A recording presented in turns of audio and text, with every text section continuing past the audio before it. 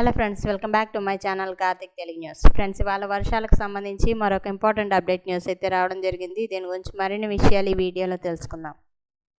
బానుడి పగబగలతో అల్లాడుతున్న తెలుగు రాష్ట్రాల ప్రజలకు వాతావరణ కేంద్రం చల్లని కబురు చెప్పింది. అటు ఉపరితల ద్రోణి, ఇటు బంగాళాఖాతంలో ఏర్పడనున్న అల్పపీడనం ప్రభావంతో రానున్న 4 రోజుల పాటు తెలుగు రాష్ట్రాల్లో వర్షాలు కురిసే అవకాశం ఉందని వాతావరణ శాఖ వెల్లడించింది. నైరుతి బంగాళాఖాతంలో రాబోయే 24 గంటల్లో అల్పపీడనం ఏర్పడే అవకాశం ఉందన్నారు. ఇక దీని ప్రభావంతో కోస్తాంధ్ర, రాయలసీమ జిల్లాల్లో రానున్న 4 రోజుల పాటు వర్షాలు కురిసే అవకాశాలున్నాయి. వర్షం పడే సమయంలో గంటకు 30 నుంచి 50 కిలోమీటర్ల వేగంతో ఈదురుగాలులు కూడా వేస్తాయి. అయితే బీహార్ నుండి కోస్తాంధ్ర వరకు కొనసాగుతున్న ఉపరితల ద్రోణి ప్రభావంతో తెలంగాణలో సోమవారం వర్షాలు కురిసే అవకాశం ఉంది. ఈ వర్షాలతో కొద్ది రోజులుగా నమోదవుతున్న గరిష్ట ఉష్ణోగ్రతలు 2 నుంచి 3 డిగ్రీలు తగ్గే అవకాశం కూడా ఉంది.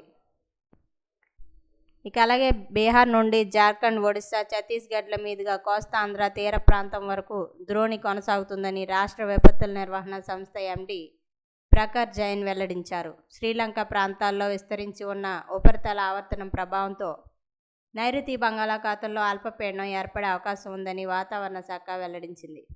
వీటి ప్రభావంతో కోస్తాంధ్రలో గురువారం వరకు, రాయలసీమలో మంగళవారం వరకు విస్తృతంగా పిడుగులతో కూడిన వర్షాలు కురిసే అవకాశం ఉందన్నారు. గంటకు 30 నుంచి 50 కిలోమీటర్ల వేగంతో ఈదురుగాలు కూడా వీచే అవకాశం ఉందని పేర్కొన్నారు. ప్రజలు బహిరంగ ప్రదేశాల్లో ఉండకుండా సురక్షిత భవనాల్లో ఆశ్రయం పొందాలన్నారు. పాత భవనాలు, భారీ హోర్డింగ్స్ వద్ద నిలబడరాదని హెచ్చరించారు. రైతులు వ్యవసాయ పనుల్లో తగిన జాగ్రత్తలు తీసుకోవాలని అధికారులు సూచించారు. ఉరుములతో వర్షం పడేటప్పుడు రైతులు, పశు కాపర్లు చెట్ల కిందకు వెళ్ళొద్దని విజ్ఞప్తి చేశారు. సో ఫ్రెండ్స్, ఇది అప్డేట్ న్యూస్. మరిన్ని అప్డేట్స్ కోసం ఛానల్ సబ్స్క్రైబ్ చేసుకోండి ఫ్రెండ్స్. అలాగే పక్కన ఉన్న బెల్ ఐకాన్ క్లిక్ చేసి వీలైతే ఛానల్కి లైక్ అయితే చేయండి. Thank you friends. Thanks for watching this video.